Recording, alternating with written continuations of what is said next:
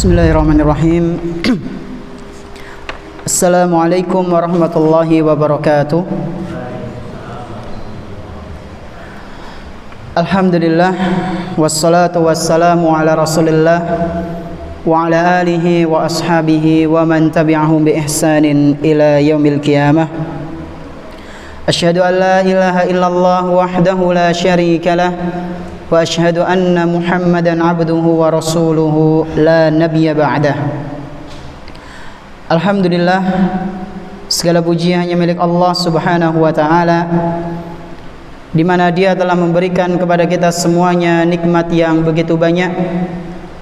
Dan di antara kenikmatan-kenikmatan yang telah Allah Subhanahu wa taala berikan kepada kita semuanya, yaitu berupa nikmat iman, nikmat Islam, nikmat sehat, nikmat kita bisa kembali menghadiri majelis ta'lim di salah satu rumah-rumah Allah Subhanahu wa taala yang kita cintai ini. Kita berharap semoga apa yang kita pelajari pada malam yang berbahagia kali ini bisa kita amalkan dalam kehidupan sehari-hari dan menjadi bekal kita kelak ketika berjumpa dengan Allah Subhanahu wa taala di hari akhir nanti. Allahumma amin. Tak lupa pula salawat dan salam semoga senantiasa tercurah limpahkan kepada Nabi kita yang tercinta, Nabi Muhammad sallallahu alaihi wasallam, beserta para keluarganya, para sahabatnya dan umatnya yang senantiasa mengikuti sunnah-sunnah beliau hingga hari akhir nanti. Jamaah salat maghrib yang semoga senantiasa dimuliakan oleh Allah Subhanahu wa ta'ala, InsyaAllah pada kesempatan malam yang berbahagia kali ini kita akan melanjutkan pembahasan kitab Al-Arba'in An-Nawawi yang ditulis oleh Imam An-Nawawi seputar hadis-hadis tematik. Ada pembahasan akidah, fikih, akhlak dan yang lainnya. Dan kita insyaallah pada kesempatan yang berbahagia kali ini akan membahas beberapa faedah dari hadis yang ketujuh, di mana kemarin kita sudah membahas matan, menerjemahkan dan sedikit mengupas mengenai makna di dalam hadis yang ketujuh. Nah, insyaallah pada malam hari ini kita akan masuk ke beberapa faedahnya. Akan tetapi sebelum kita masuk, kita akan mendengarkan terlebih dahulu mengenai hadis yang ketujuh ini. Atau sebelum itu, nuwun sewu di bagian akhwat niku ibu-ibu, tolong pintunya ditutup nggih, karena ada laron, biar bisa meminimalisir. Nah, jazakillahu khairan. Tafadhal iqra. Bismillahirrahmanirrahim. Alhamdulillahi ala ihsani wa tawfiqi wa binani, wassalatu wassalamu ala asyrafil anbiya'i wal mursalin, nabiyina Muhammadin wa ala alihi wa sahbihi ajma'in. Amma ba'd. Allahumma ighfir lana wa liwalidayna wa limashayikhina wa liasatidatina wa li jami'il muslimin. Amin. قال فضيلة الشيخ أبو زكريا يحيى بن شرف بن حسن الحسين النووي رحمه الله تعالى. الحديث السابع عن أبي بقية تميم بن أوس الداري رضي الله عنه أن النبي صلى الله عليه وسلم قال: الدين النصيحة. قلنا: لمن؟ قال: لله ولكتابه ولرسوله ولأئمة المسلمين وعاماتهم. رواه مسلم. Baik, jazakallahu khairan. Hadis yang ketujuh yaitu dari Abu Ruqayyah Tamim bin Aus Ad-Dari radhiyallahu anhu. Ya, qadarullah, ini saya lupa nggak bawa kitabnya, Pak Bu. Tadi saya rasa itu sudah memasukkan ke tas bukunya, dan ketika digendong itu udah berat. Oh, berarti ada kitabnya. Pas dibuka ternyata laptop. Bisa. Padahal kan laptop jelas-jelas laptop nggih, bukan kitab gitu. Qadarullah, salah bawa. Nah, jadi pakai alhamdulillah ada PDF ini. Di hadis yang ketujuh, yaitu dari Abu Ruqayyah Tamim bin Aus Ad-Dari radhiyallahu anhu, bahwasanya Nabi SAW pernah bersabda, ad-dinun nasihah, agama itu adalah nasihat. Untuk siapa wahai Rasul? Beliau menjawab, lillahi, untuk Allah, wali kitabihi, untuk kitabnya yaitu Al-Quran, wali rasulihi, dan untuk rasulnya, wali a'immatil muslimin, untuk para pemimpin kaum muslimin, wa ammatihim, untuk kaum muslimin pada umumnya. Dan kemarin kita sudah membahas lillahi di sini maksudnya adalah beriman, ya, tentang iman kepada Allah, tentang iman kepada Al-Quran, wali rasulihi, tentang beriman kepada rasulnya yaitu Muhammad sallallahu alaihi wasallam. Berarti maknanya itu bukan Allah butuh nasihat, ya. Kalau diterjemahkan di buku-buku terjemahan itu kan untuk Allah. Nasihat untuk siapa? Untuk Allah. Sebagian orang awam mungkin akan menangkapnya, loh, Allah kok butuh nasihat, padahal maknanya bukan seperti itu. Kemarin maknanya apa Pak Bu? Nasihat untuk Allah maksudnya adalah kita beriman dengan keimanan yang imanan kamilan, iman yang sempurna, ya, meyakini Allah itu yang menurunkan Al-Quran, meyakini Allah Subhanahu wa ta'ala itu berfirman, meyakini pula bahwasanya Allah itu yang menciptakan langit dan bumi, dan seterusnya. Begitu pula nasihat untuk Al-Quran, yaitu beriman kepada Al-Quran, meyakini Al-Quran itu turun kepada Nabi Muhammad SAW, meyakini bahwasanya Al-Quran itu adalah firman Allah, bukan makhluk, dan seterusnya. Nasihat untuk Rasul maksudnya gimana Pak Bu? Meyakini bahwasanya Nabi Muhammad itu hamba dan utusannya, tidak menambah-nambah atau mengurangi ajaran beliau, dan seterusnya. Kemudian nasihat untuk para pemimpin, kalau salah ditegur dan menasehatinya secara diam-diam itu jauh lebih baik, mendoakannya. Kemudian yang terakhir, nasihat untuk kaum muslimin secara umum, ya. Dan ini yang lebih meluas, karena kaum muslimin, ya, kita jumpai di antara mereka kesalahannya begitu terlihat jelas, ya. Dan kita juga termasuk dari kaum muslimin, jadi saling watawasau bil haqqi watawasau bis sabr, saling menasehati dalam kebenaran dan juga kesabaran. Adapun faedah-faedah yang akan kita bahas, ya, di sini faedahnya insya Allah kita akan membahas ada 4 faedah Pak Bu, dan kami mengambil dari kitab Fathul Qawil Matin fi Syarhil Arba'in wa Tatimmatil Khamsin, karyanya Syekh Abdul Razak bin Abdul Muhsin Al-Badr hafizahumullah. Faedah yang pertama adalah mengenai hadis yang ketujuh, besarnya kedudukan nasihat dalam agama.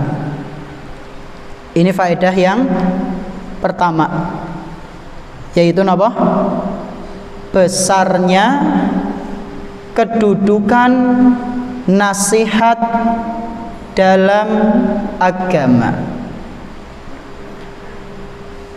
Nasihat itu kedudukannya sangat besar, makomnya sangat agung. Buktinya apa Ustaz? Buktinya adalah di sabda Nabi sallallahu alaihi wasallam ketika beliau menggandeng agama dengan nasihat. Kata beliau, ad-dinun nasihah, agama itu adalah nasihat. Agama itu adalah nasihat. Di situ Rasulullah sallallahu alaihi wasallam menggandeng antara agama dengan nasihat. maka ini menunjukkan bahwasanya nasihat adalah sesuatu yang agung, sesuatu yang besar, sesuatu yang istimewa. Kenapa kok bisa nasihat itu merupakan sesuatu yang agung? Karena nasihat digandengkan dengan sesuatu yang agung pula. Agama Islam itu agung atau tidak agung, Pak Bu? Agung, sepakat, semuanya pasti sepakat. Islam itu agung.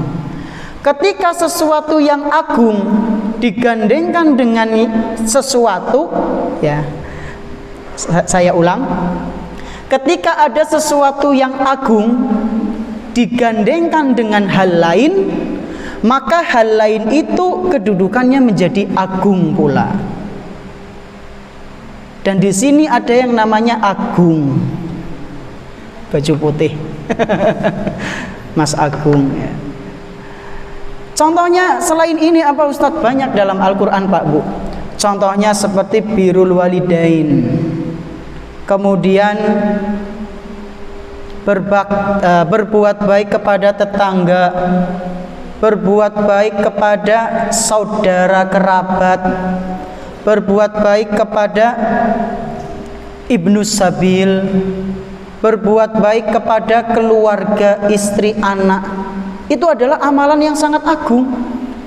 Dalilnya ada dalam Al-Quran surat An-Nisa ayat ke-36. Di situ Allah Subhanahu wa taala berfirman, wa'budullaha wa la tusyriku bihi syai'a. Kalian beribadahlah hanya kepada Allah dan jangan mempersekutukan Allah dengan satu apapun. Berarti ini menunjukkan apa? Tauhid, nggih. Allah memerintahkan kalian beribadahlah hanya kepada Allah, jangan berbuat syirik. Perintah untuk napa, Pak Bu? Tauhid. Tauhid niku agung mboten? Agung. Sangat agung sekali, sangat istimewa. Mengesahkan Allah Subhanahu wa taala, ibadah utama. Sesuatu yang agung digandengkan dengan amalan-amalan ibadah, maka amalan-amalan ibadah itu menjadi agung. Amalan apa saja itu? Allah melanjutkan firman-Nya, wabil walidaini ihsana, dan kalian berbuat baiklah kepada kedua orang tua. Setelah Allah memerintahkan tauhid, Allah memerintahkan birrul walidain. Kemudian kata Allah, wabidil kurba, dan berbuat baiklah engkau, berbuat baiklah kalian kepada kerabat-kerabat dekat. Wal yatama, dan berbuat baiklah kalian kepada anak-anak yatim. Wal masakin, dan berbuat baiklah kalian kepada orang-orang miskin. Jadi kita sedekah ke orang miskin, membantu orang miskin, menolong ekonominya, membantu ketika kita melihat dia kesusahan. Perbuatan kita itu, Pak Bu, amalan yang besar.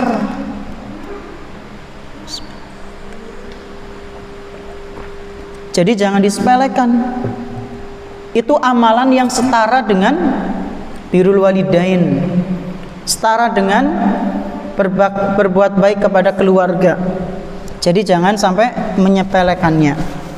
Lalu kata Allah Subhanahu wa taala, wal jari dzil qurba wal jaril junub, dan berbuat baiklah kalian kepada tetangga yang dekat maupun yang jauh. Wasahibi bil janbi, dan berbuat baiklah kepada teman hidupmu. Teman hidup, sahib bil janbi di sini maksudnya adalah sosok yang selalu bersama dengan kita dan kita bisa mendapatkan manfaat darinya. Berarti sinten? suami atau istri. Selain suami istri napa? Kakak atau adik. Sosok manusia yang sering kali bersama dengan kita dan kita bisa mendapatkan manfaat dari mereka, Pak Bu. Itulah sahib bil janbi. Allah pakai kata sahib, yang senantiasa menemani kita. Ya, di antara mereka yang menemani kita setiap hari istri atau suami kita. Ya. Maka berbuat baiklah kepada mereka. Wa ibnis sabil dan ibnu sabil. Ibnu sabil di sini tafsirannya banyak. Ya. Bisa musafir, bisa penuntut ilmu, orang-orang yang berada di atas jalan Allah. Wa ma malakat aimanukum, dan berbuat baiklah kepada budak kalian. Jadi berbuat baik kepada budak itu termasuk amalan yang agung. Karena apa? Karena digandengkan dengan tauhid. Ya. Inilah dalil yang menunjukkan jika sesuatu digandengkan dengan sesuatu yang agung, maka sesuatu itu menjadi agung. Begitu pula dengan nasihat. Nasihat menjadi agung kedudukannya karena digandengkan dengan agama.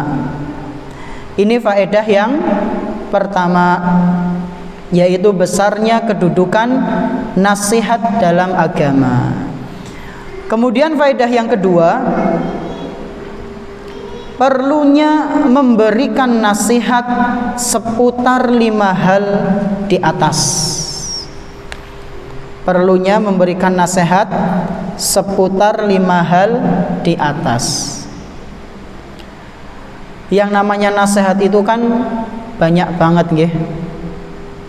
Dari yang banyaknya itu Pak Bu, sebisa mungkin kita harus bisa, harus cerdas ketika ingin memberikan nasihat, maka sebisa mungkin 5 hal yang ada di dalam hadis tersebut, yaitu tentang iman kepada Allah, tentang iman kepada Al-Quran, tentang iman kepada Rasulullah Sallallahu Alaihi Wasallam, tentang kebaikan untuk para pemimpin, dan yang terakhir tentang kebaikan untuk kaum muslimin.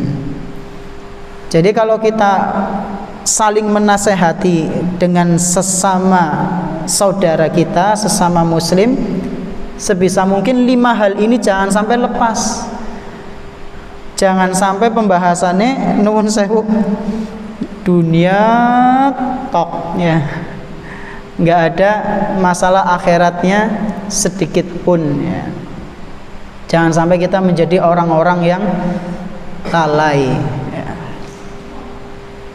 Jangan sampai menjadi orang yang merugi.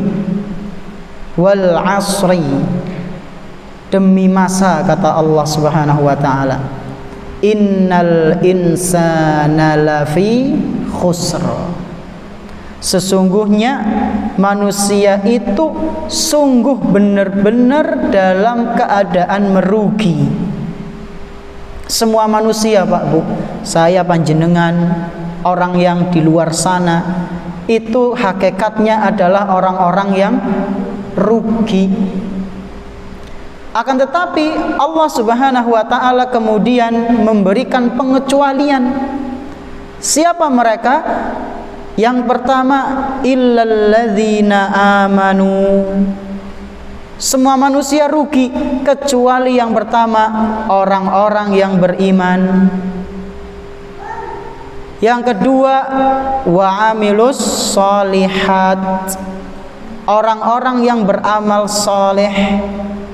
Yang ketiga, watawa saubil haqqi, mereka yang saling memberikan nasihat seputar al-haq. Hak niku napa sih? Bener, kebenaran. Jadi saling memberikan masukan ya.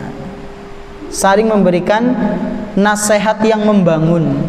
Dan yang terakhir, watawasau bis sabr, saling memberikan nasihat seputar kesabaran. Ya, kenapa sabar? Ya karena hidup di dunia, ya, nggak mungkin nggak sabar. Jadi ya titik-titik sing sabar, titik-titik sing sabar. Ya. Padahal sing ngomong sabar ya lagi butuh sabar.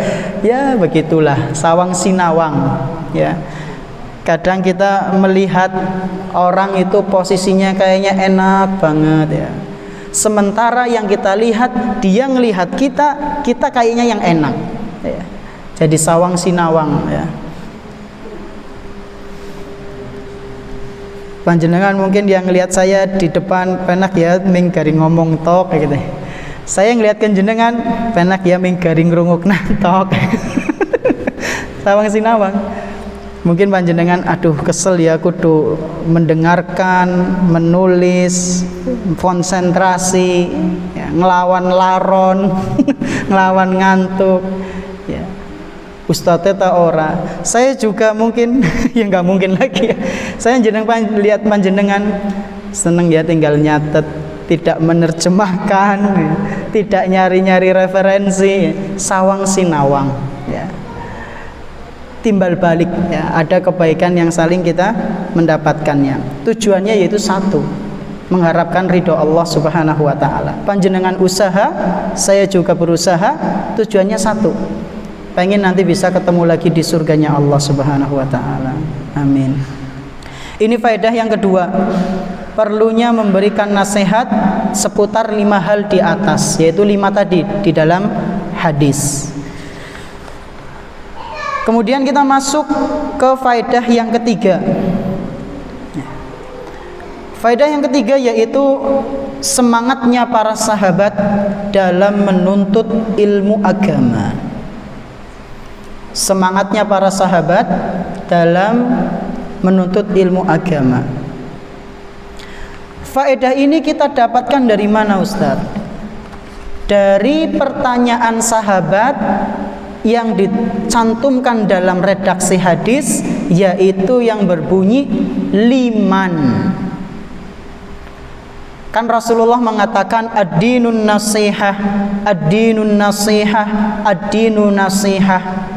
Kulna liman ya Rasulullah.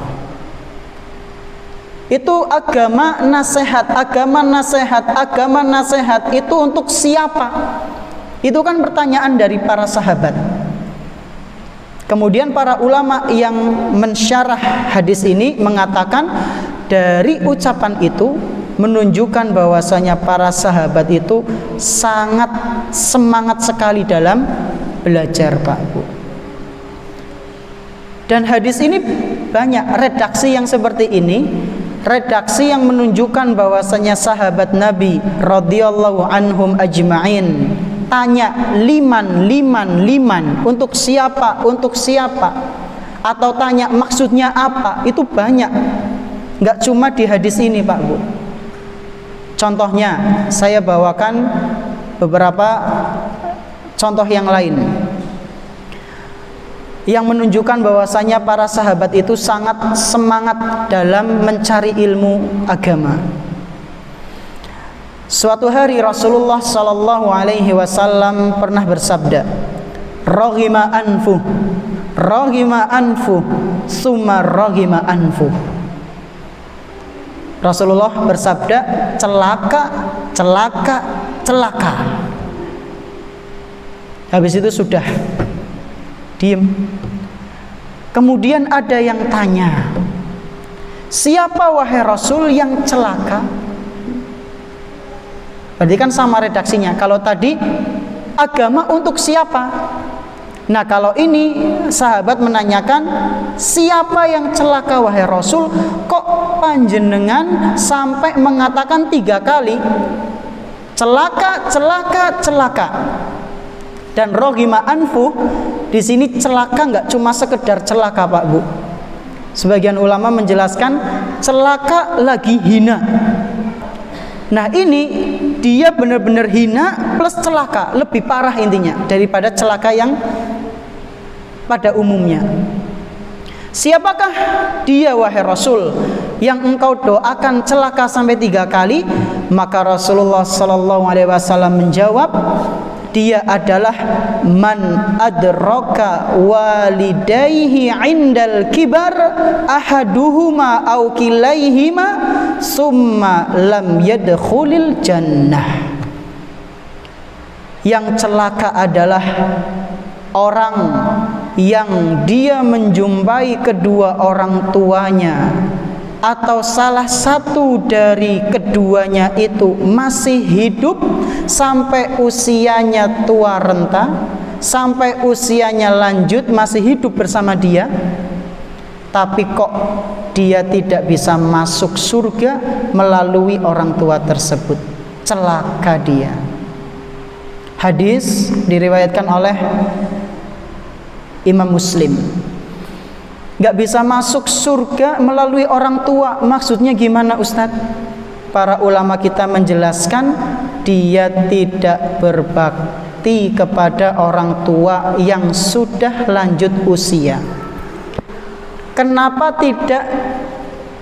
Kenapa disebutkan secara spesifik Pak Bu? Orang tua yang lanjut usia.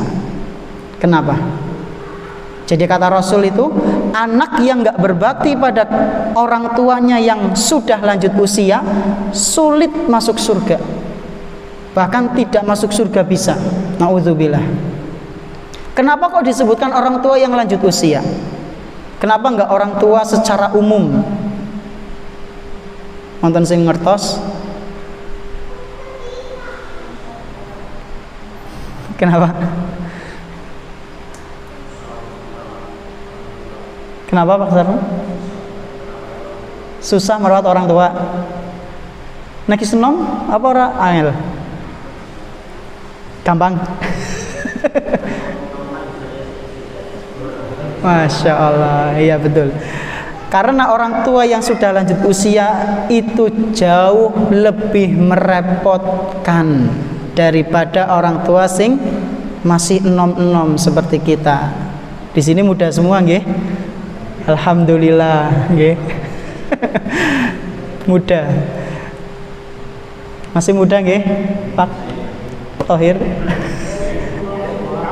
Masya Allah.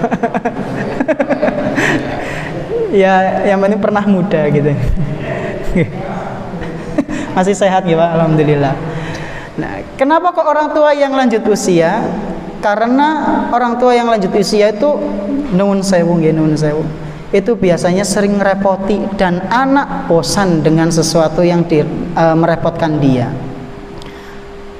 Kadang orang tua masih ya, terkadang orang tua yang masih muda saja minta tolong ke anak. Kue anak atau bocah kadang kerepotan ya. Jaluk minta tolong dibelikan sembako, beras, gula pasir, gas. Itu kadang cak. Nggih mboten? Nggih mboten? Nggih. Tahu napa? Biyen ya. Ya itu kadang kita dimintai tolong padahal orang tua kita masih muda itu. Kita udah ngerasa berat, apalagi nanti kalau orang tua kita sudah sepuh ya. Ketika orang tua kita sudah nggak bisa berjalan, ketika orang tua kita pendengarannya sudah berkurang, suaranya sudah melemah, otot-ototnya sudah mulai terlihat ya, kulitnya sudah mulai pada keriput, giginya sudah mulai pada hilang, itu akan jauh lebih merepotkan. Seorang anak yang tidak pernah berbakti kepada orang tuanya ketika orang tuanya masih muda akan merasakan kesulitan yang begitu besar dalam merawat orang tuanya ketika nanti orang tuanya itu sudah lanjut usia ya. Maka hati-hatilah wahai para anak, jangan sampai durhaka kepada orang tua ya. Ngomong saja nggak boleh, apalagi sampai membentak. Kata Rasulullah sallallahu alaihi wasallam, rohima anfu, celaka dia, celaka lagi hina. Ini salah satu contoh. Sahabat Nabi radhiyallahu anhum, mereka tanya, siapa yang celaka? Contoh lainnya, ketika Rasulullah Sallallahu Alaihi Wasallam menyebutkan tentang syirik kecil. Ketika itu Nabi Sallallahu Alaihi Wasallam bersabda, akhwafu ma akhafu alaikumus syirkul asghar. Sungguh sesuatu yang paling aku takutkan menimpa kalian adalah syirik kecil. Jadi ada sesuatu yang sangat ditakutkan oleh Nabi Sallallahu Alaihi Wasallam menimpa kita, Pak Bu, menimpa kaum muslimin pada umumnya. Maka ada para sahabat yang tanya, apa itu syirik kecil wahai Rasul? Tanya, apa itu syirik kecil? Pertanyaan sahabat ini menunjukkan mereka sangat semangat dalam mencari kebenaran. Maka Rasulullah Sallallahu Alaihi Wasallam menjawab, ar-riya. Syirik kecil itu diantaranya adalah riya. Maka semangatlah dalam menuntut ilmu agama sebagaimana para sahabat terdahulu. Dan bahkan dalam riwayat lain disebutkan, Pak Bu, diceritakan oleh Abu Abdurrahman Abdullah bin Habib As-Sulami radhiyallahu anhu.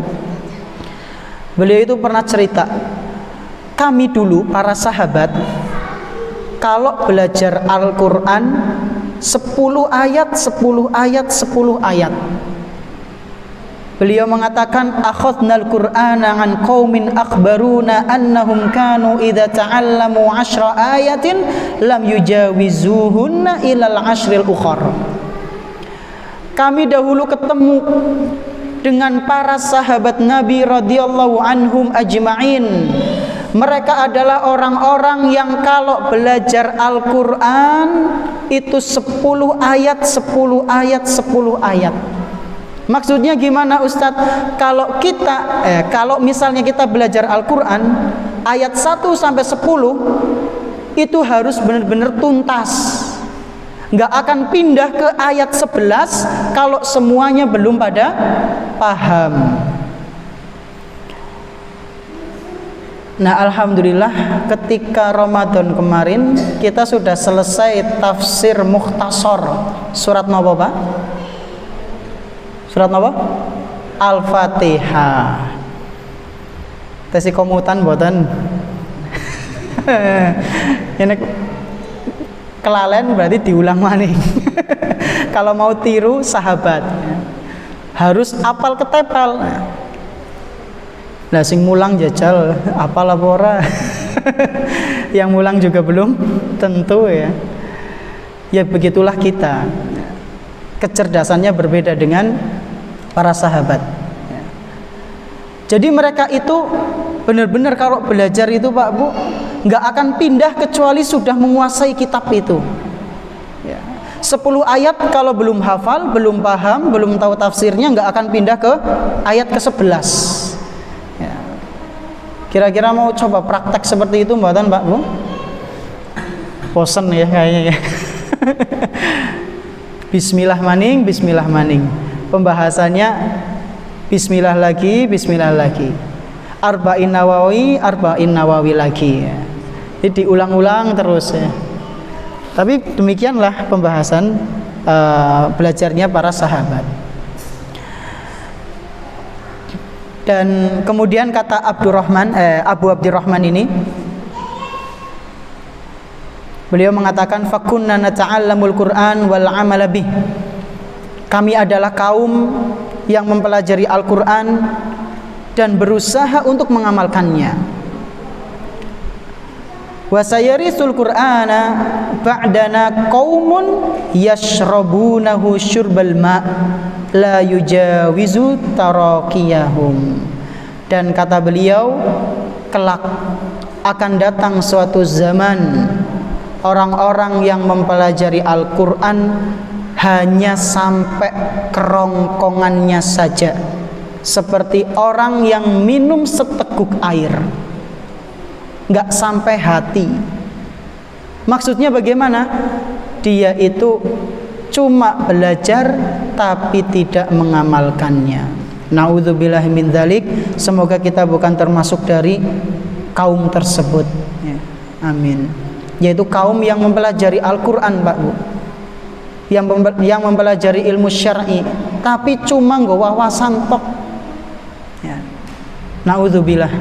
Jangan sampai ya. Jangan sampai kita rajin belajar tapi cuma untuk wawasan ya. Sedikit-sedikit kita amalkan apa yang sudah kita pelajari. Ini faedah yang ketiga. Kemudian faedah yang terakhir, yaitu yang keempat, agama itu selalu berkaitan dengan amalan. Agama itu selalu berkaitan dengan amalan. Maksudnya bagaimana, Ustaz? Maksudnya adalah orang yang mengaku beragama maka sudah pasti beramal gitu. Ngaku agamanya Islam, maka ia mengamalkan syariat-syariat Islam. Kenapa harus beramal? Karena itu sudah keterkaitan, nggak mungkin bisa terpisah. Nggak mungkin ada orang yang beragama Islam diaku sebagai Muslim tapi kok nggak beramal. Itu sulit ya. Menggabungkannya itu sangat sulit. Nggak beramal sama sekali gitu. Cuma Islam tok ya. Bahkan kon syahadat bae orang ngerti. Subhanallah. Dan ini saya pernah lihat, Pak Bu, di YouTube. Eksperimen gitu, sosial eksperimen. Orang Islam tapi syahadat itu nggak tahu ya. Syahadat itu nggak tahu. Dan saya juga pernah jumpai nyata ini teman saya dulu di sekolah umum. Ketika ditanya sama guru agamanya, sholat ora sih kok 5 waktu gitu. Karena dulu saya kan SMK di umum ya. Sholat Pak ya. Kepriwe jajal disebutkan. Kemudian di stop sama gurunya, jajal sih baca doa yang ada di tahiyatul akhir, kelabakan ya. Loh jare sholat sing diwaca siapa? Cengar-cengir ya. Doa-doa apa? Di situ ada sholawatnya. Coba sholawat ke priwe. Nah ini yang bikin ketawa sekelas. Jajal sholawat ke priwe. Teman saya malah berdendang, sholatu walah jen. Kok pas sholat maca gue langsung guyu kabeh sekelas.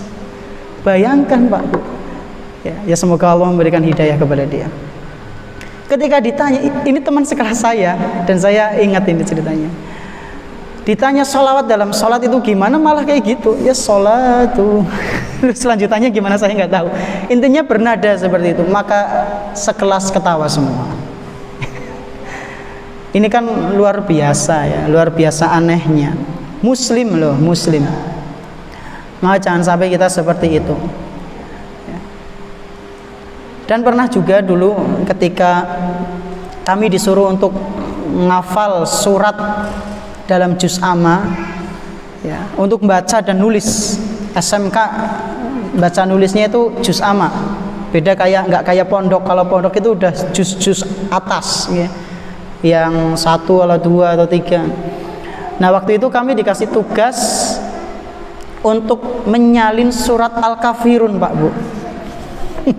Surat apa? Al-Kafirun. Surat Al-Kafirun kan ada yang terulang nggih? Ada yang terulang buatan? Pripun? Qul ya ayyuhal kafirun la a'budu ma ta'budun wala antum abiduna ma'abud. Terus wala ana abidum ma'abattum. Diulang wala antum abiduna ma'abud. Teman saya Pak Bu itu nemuin saya sambil bawa Qur'annya. Nu priwe ke Quran salah cetak apa ya? Loh kenapa? Ki dening ana sing terulang. Allahu akbar kabiro. Dan dia benar nggak tahu Pak, nggak tahu kalau itu memang ayatnya seperti itu. Dia itu ngira Al-Qur'annya salah cetak karena ada ayat yang terulang. Sampai minta Al-Qur'an saya, coba lihat Qur'anmu. Ini memang ayatnya seperti itu Mas. Saya sampai terheran-heran. Dia mau ketawa, mau sedih, campur lah pokoknya. Itu teman saya dan dia yang tanya sendiri ke saya Pak. Ya, Muslim. Ya. Jadi dia nganggap itu ada salah cetak di Al-Quran, suratnya terbalik di surat Al-Kafirun. Ya, ini kan parah, ya, parah. Saking nggak pernah baca Qurannya, mau baca TPQ ngerti, ya. Baca TPQ yang belum SD, ya. TK, PAUD itu boleh tahu. Ini kok anak SMK nggak tahu. Di kejadian lain, ya, intermezzo nih penutupan. Ya pas pelajaran agama juga gitu, nggih. Jadi kami dulu disuruh maju juga selain surat Al-Kafirun, suruh maju untuk membaca surat Al-Baqarah juz 2 yang bunyinya walikulli wijhatun huwa muwalliha fastabiqul khairat. Begitu ya, Zaki? Ya. Suruh maju, cuma baca sebaris ayat itu, Pak. Maka maju satu persatu, ya. Teman saya ada yang nggak bisa. Nah itu yang sholawat tadi, sholatu gitu. Ketemu maning, ketemu lagi. Dia itu pinteran Pak Bu, bawa Al-Quran tapi yang Latin. Ngertos nggih? Jadi yang kayak buku Yasin itu ada Arab, ada Latin, ada terjemahan. Dan itu satu Quran, full Latin, Masya Allah.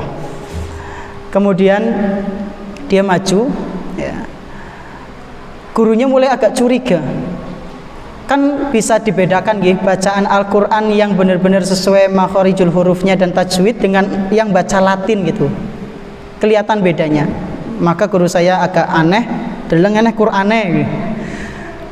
Oh alah, dengan Latine, kok ngaji apa ora sih? Ya ngaji Pak. Ya. Ngaji ngasih kropira gitu. Ditanya ngasih kropira, maka teman saya ini menjawab Iqra 10. Jawab berapa? Iqra 10. Sekelas maka ketawa semua. Terus gurunya ya juga lucu. Akeh temen nyumbing ngasih 6 tok ya. Kok ngasih 10, Masya Allah ya. Sudah.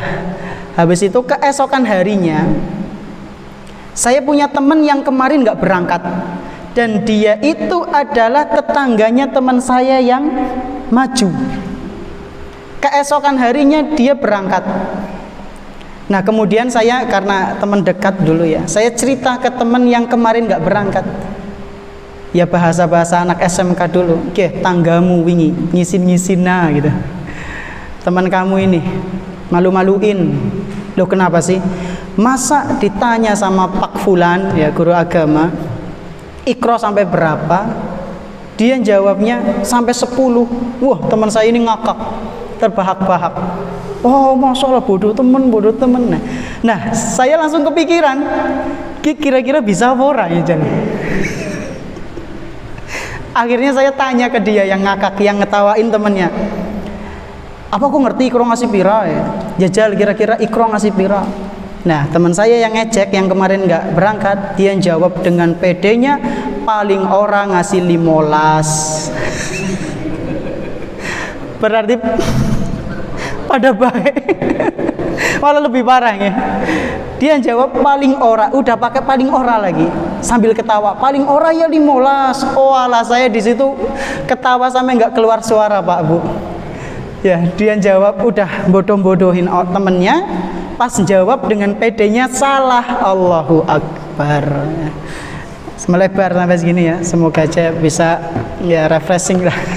Gak disebutkan nama nggak apa-apa. Untuk mengambil pelajaran bahwasanya pentingnya belajar, pentingnya beramal dalam beragama Islam.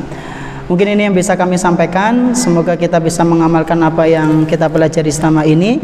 Mohon maaf atas segala kekurangannya. Terima kasih atas segala perhatiannya. Kita tutup dengan doa kafaratul majelis. Subhanakallahumma bihamdik asyhadu an la ilaha illa anta astaghfiruka wa atubu ilaik. Wa sallallahu ala nabiyyina Muhammadin wa ala alihi wa sahbihi ajma'in. Wassalamualaikum warahmatullahi wabarakatuh.